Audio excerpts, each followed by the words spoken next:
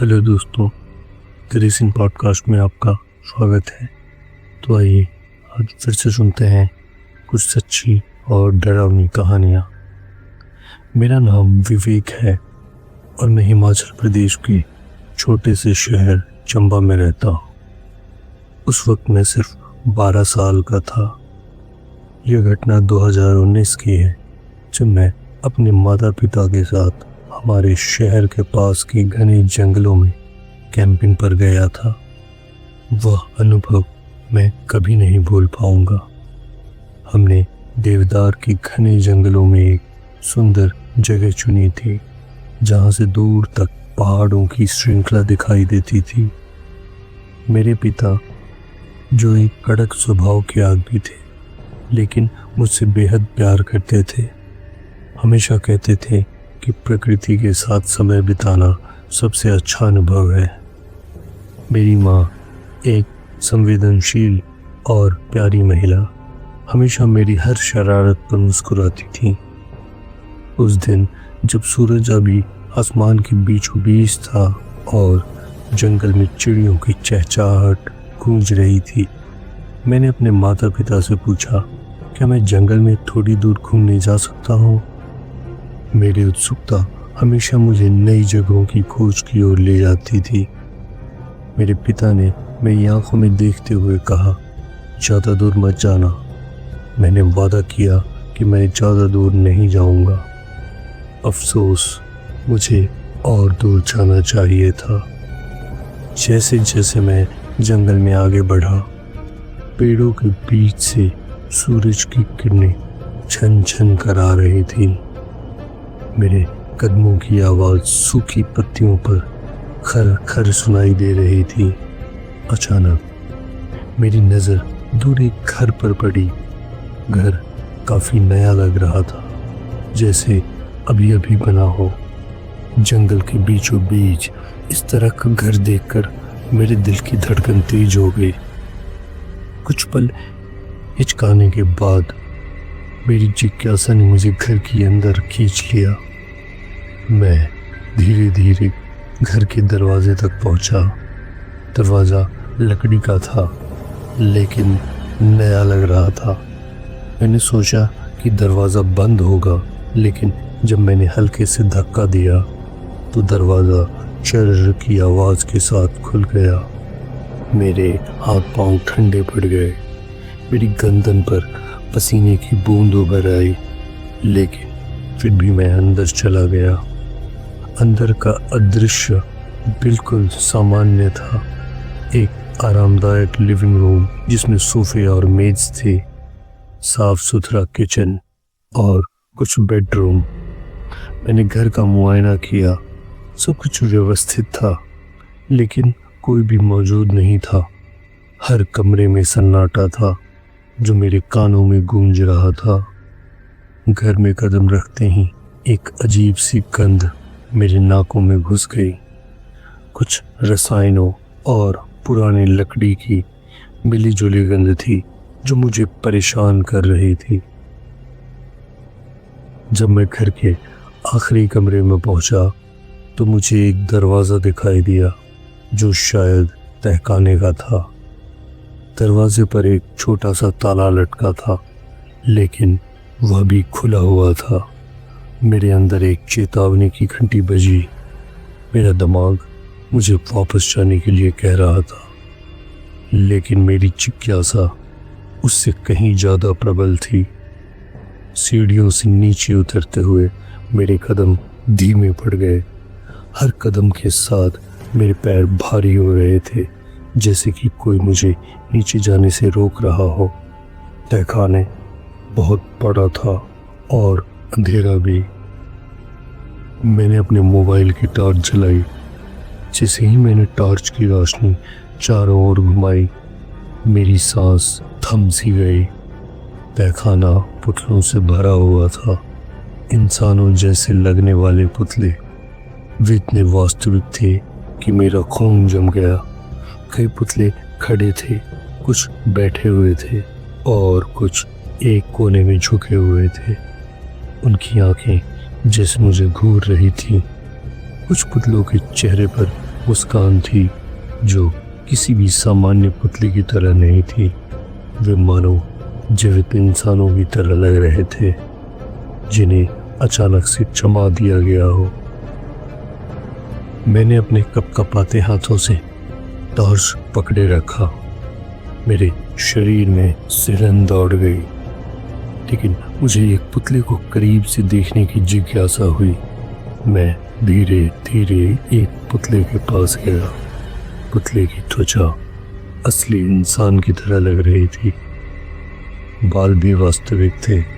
जब मैंने पुतले के गाल को छुआ तो वह ठंडा था, लेकिन मोम जैसा नहीं, बल्कि अजीब तरह से नरम, जैसे किसी इंसान की त्वचा ही हो।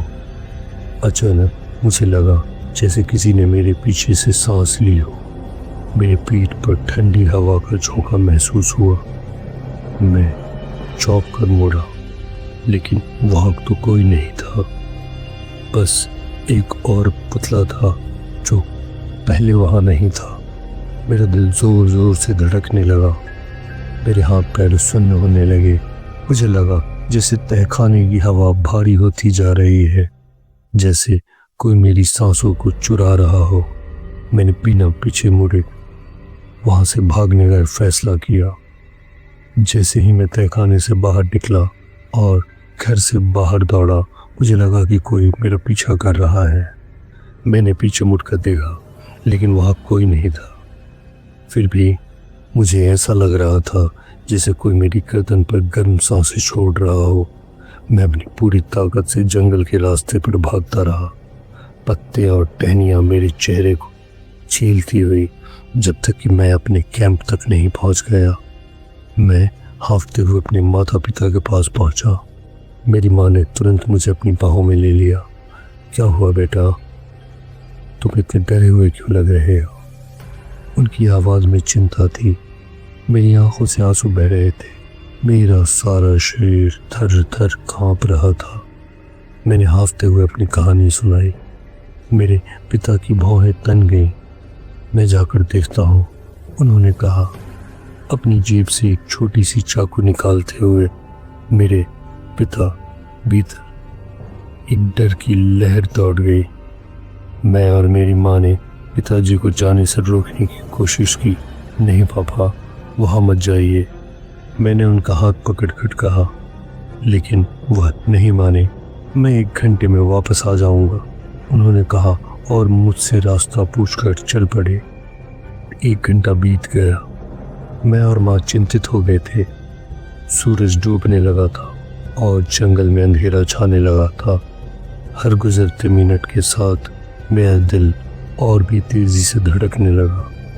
माँ अब तक परेशानी से इधर उधर चहलकदमी कर रही थी। हमें जाकर पापा को ढूंढना चाहिए, माँ ने मुझसे कहा, अपने चेहरे पर चिंता की लकीरें ली हुई। वह घर किस दिशा में है? मैंने कांपते हाथों से सही दिशा की ओर इशारा किया। माँ ने मुझसे कहा कि मैं कैंप पर ही हूँ, लेकिन मैंने जिद की, मैं भी साथ चलूँगा। माँ ने मुझसे कहा कि मैं कैंप पर ही रहूं, लेकिन मैंने जिद की कि मैं भी साथ चलूँगा। मैं पापा को ढूंढने में मदद कर सकता हूँ, मैंने कहा, अपनी आंखों में डर और दृढ़ता के मिश्रण के साथ। सच कहूँ तो मैं अकेला नहीं रहना चाहता था। हम दोनों जंगल के उस रास्ते पर चल पड़े जो मुझे याद था। रास्ते में माँ ने मेरा हाथ मजबूती से पकड़ रखा था।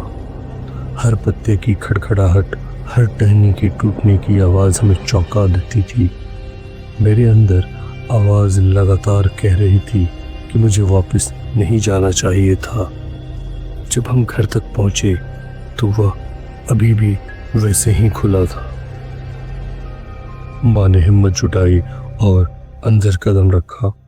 मैंने उनके बिल्कुल पीछे था, उनके कपड़े की सिलवट को अपनी उंगलियों से पकड़े हुए। घर में अब भी सन्नाटा था, लेकिन अब वह घर और भी गहरा और भयावह लग रहा था। मुझे लगा जैसे दीवारें हमें देख रही हों। माँ ने आवाज़ लगाई, मेरे पापा का नाम लेकर, कहाँ हो तुम? लेकिन कोई जवाब नहीं मिला। सिर्फ उनकी आवाज़ की गूंज वापस आई। हम तहखाने के दरवाजे तक पहुंचे जो अब भी खुला था। माँ ने अपने मोबाइल की टॉर्च चलाई और सीढ़ियों से नीचे उतरना शुरू किया। मैंने अपनी हिम्मत जुटाई और उनके साथ नीचे गया। हर कदम पर मेरी सांसें तेज होती जा रही थी। तहखाना अब पूरी तरह से अंधेरा था और ठंडा भी। मैंने अपनी माँ का हाथ और मजबूती से पकड़ लिया। माँ ने टॉर्च की रोशनी चारों ओर घुमाई, लेकिन पुतलों के अलावा कुछ नहीं दिखा। वहाँ पहले से भी ज़्यादा पुतले थे, विभिन्न मुद्राओं में खड़े। कुछ की आंखें चमक रही थीं। मैंने उनमें जैसे एक जान जैसी देखी हो। सोहन, माँ ने फिर से पुकारा। उनकी आवाज़ में भय और चिंता थी। कोई जवाब नहीं आया, लेकिन मुझे लगा जैसे तहखाने में हवा बदल गई हो। अचानक मेरी नज़र कोने में खड़े एक पुतले पर पड़ी। मैं चिल्ला उठा। वह पुतला मेरे पिता के कपड़े पहने हुए था। वह नीले रंग की शर्ट, वह खाकी पैंट।